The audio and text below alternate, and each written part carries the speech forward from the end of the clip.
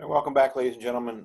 This should be the final of our series on Chapter 7 and social development theories that we left off with. We may go right in this video from Developmental Pathways, which is the next one we're going to look at, right into policy implications of social development, and then our chapter summary, which is just simply an overview, which you can read the pieces for yourself anyway. So I probably should have included this last section in the last video, but it works out either way.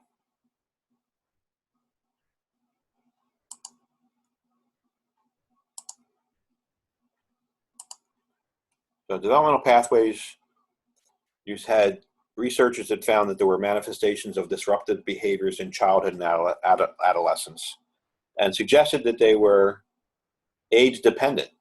And what they actually saw in their research, as you could see in the chapter, that you could see early on in some children that they had oppositional behavior, where they were having problems quite early. And one of the things that they found is that if they weren't able to develop adequate verbal coping skills, they became more difficult and more violent, more aggressive. Whereas children, as they were able to start to speak and start to acquire language, those children tended to be able to solve or resolve their problems verbally instead of physically. So interesting research and study. So they suggest that there's 3 separate developmental pathways, and this material covers like 2 or 3 pages in your text, which hopefully you are going to be reading. But there's 3 different pathways that they talk about. The first one is the authority conflict pathway. Is you have a child who's quite young, as early as 3 or 4 years of age, with stubborn behavior, followed by defiance around age 11, and authority avoidance, truancy, staying out late at night, and running away. But the key thing is here, this authority conflict behavior is actually starting at age 3 or 4 and then developing over time and manifesting itself in different ways as this child got older. The covert pathway, they suggest that the child starts doing minor covert acts, such as frequently lying to their parents, teachers, what have you, shoplifting, and this usually occurs around the age of 10. And delinquents following this path quickly progress to acts of property damage, such as fire starting, vandalism, around the age of 11 or 12, followed by moderate or serious forms of delinquency. So here you have something that's manifesting itself at a later age of 10 and becoming much worse very quickly. And then finally, the overt pathway is you have minor aggression, such as annoying others or bullying, so it's not that big a deal. Maybe you don't necessarily recognize it right away.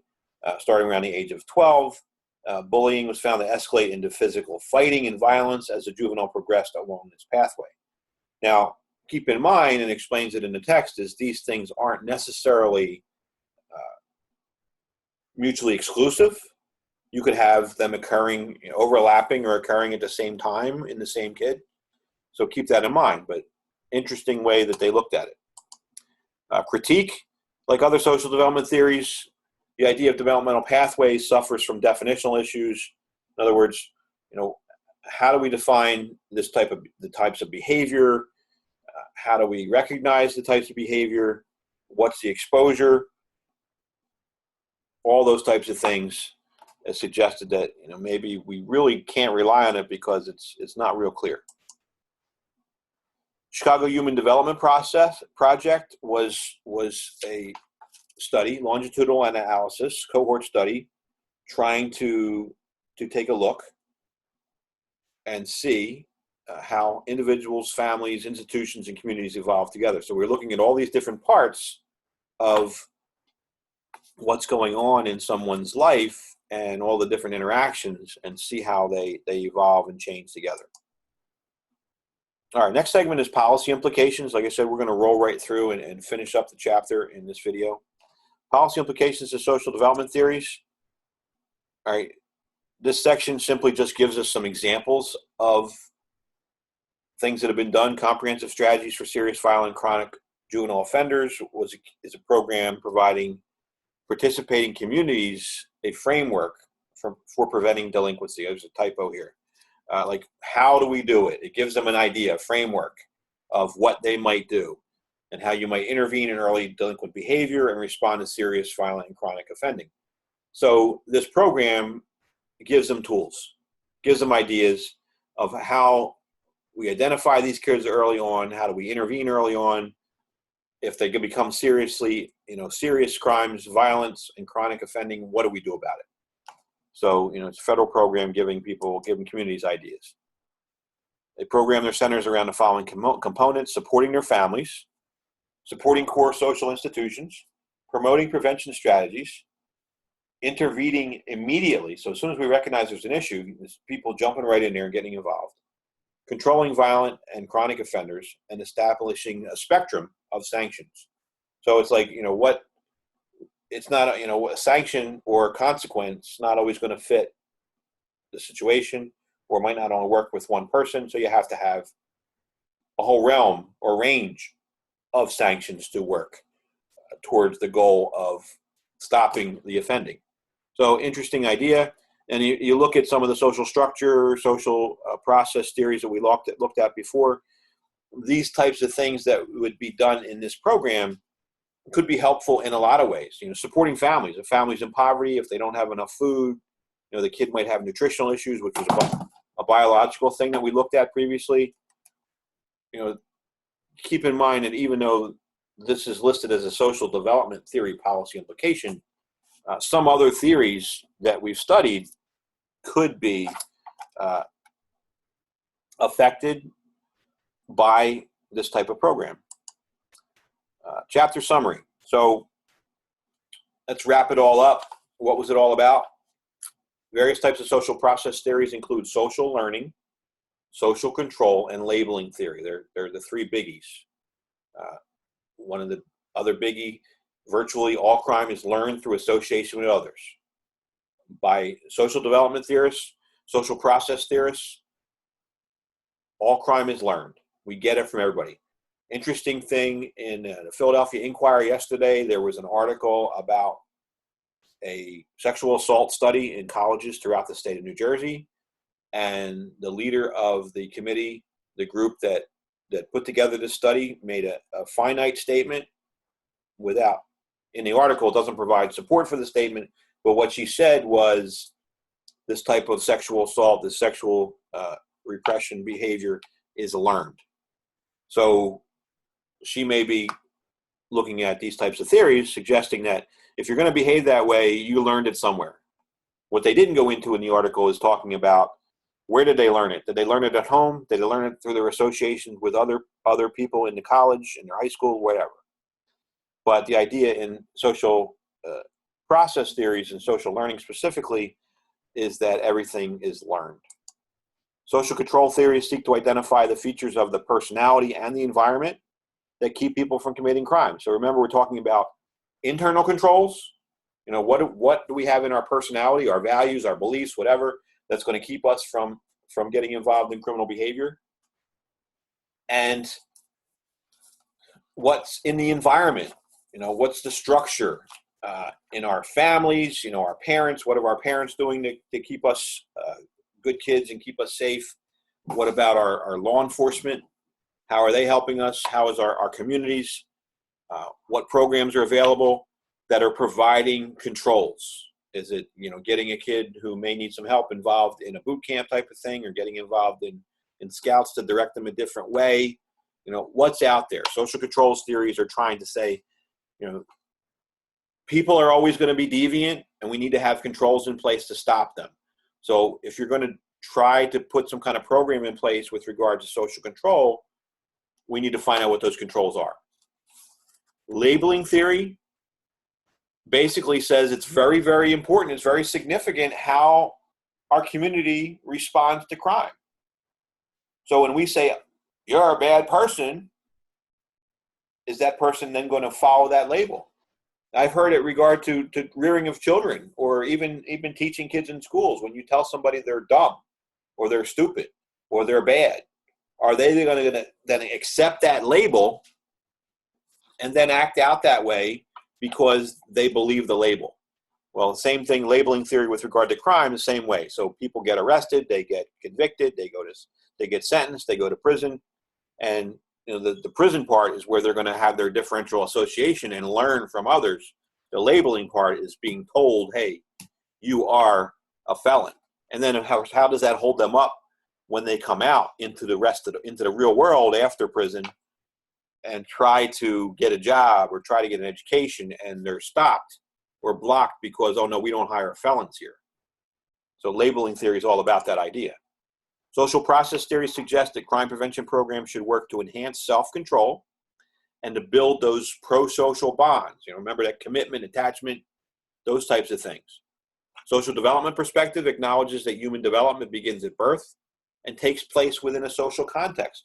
So in social development theories, we're talking about how from the time that you enter this world, what are you encountering and how are you developing and how is your brain developing? How is your psychological parts developing? How is your body developing? How are you developing emotionally? All these things are taking place. But keep in mind that all these things can be affected by so many other factors. How your brain develops could be affected by, what your mom ate or drank while you were in her womb. It could be affected by your nutrition. Could be affected by child abuse when you get smacked in the head too many times. We look at some of the serial killers that we looked at a couple weeks ago. Several of them had brain injuries from being dropped on the head, hit with something, whatever. So that's all part of human development. So we're talking about social development. We're looking at all the different things that have affected the person as they go through life, and how do they then respond and behave as a result. Advocates for social development perspective believe that at-risk youth can be effectively diverted from the juvenile justice system through provision of positive alternatives. So that's why you see so many programs that are trying to deal with at-risk youth. If you can identify them before they actually commit a delinquent act, great. But most juvenile programs throughout our entire country are not criminal programs. So you try to deal with the child primarily within the family, or maybe you have some type of diversion program, not incarceration. Although as the pendulum swings back and forth with how we deal with juveniles, if you have more violent juveniles, maybe prosecutors are more likely to charge them early on as adults, and then we're not diverting them. We're taking them right in. We're labeling them as a murderer, drug dealer, whatever, charging them as an adult, and right into the system, which probably is one of the reasons why people have come up with the coin to turn the school to prison pipeline, where you have people that are having problems and they're getting arrested at an early age and putting right into the system rather than being treated like the kids that they are. And that is the end of our wonderful slideshow. Want to see me bigger? Here I am. So hopefully you've gotten through all of the videos. This was number 6 of the series for social process and social development. And I wanted to break it down because there was a lot there. And again, make sure that hopefully you've already went through the chapter once. Make sure you go through it again.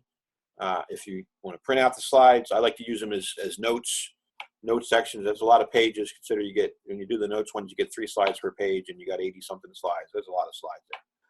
But whatever works for you is the idea, is to try to get the best way for that information to not be memorized, but for you to understand the information. Because what I found in being in the field of law enforcement, and more so later in my career when I really got a better understanding of the importance of understanding the causes of certain things. When you're a young cop, you want to go out and you want to arrest the world, or you want to go out and you're full of energy and you want to go out and do all kinds of stuff, and you're not really thinking about what brought these people to this. As you get older and you get involved in different things, it's something like, okay, how can I get this to stop? And I was involved in prevention education for a long time, and the important thing is how can you interact with these young people so that they choose the right path later on in life? And as we can see through these theories we've just discussed and some of the other ones we've looked at in the course, there's not an easy answer to that question. There's a lot of people that might throw out and say, well, you got to do it this way. And somebody else says you got to do it this way. And somebody will say, well, you did this program, but it didn't show any success. Well, we don't know, because every success is not measurable. Some of it's intangible. The relationships that I built in education as a DARE officer many years ago, and there's plenty of studies that say, oh, DARE didn't work. And there's other studies that say, well, yes, there was an impact. I know now, as an older adult and retired, I have contacts from many, many people, especially with Facebook. Facebook and all the social media has made the world a different place, in that I can now have young people who are in their 25, 30 and older reaching out to me and say, hey, Officer Plunkett, which they still call me even though I'm not an officer anymore. They would call me by that and say, hey, you really had a tremendous effect on me. I was a really, rambunctious kid in middle school, and I learned a lot from you. Those things you can't measure. And although in criminology and certainly in public policy and government, we want measurable results. Unfortunately, everything doesn't work that way. So hopefully, got any questions, you know where to find me. Hope everybody's having a great day. Take care.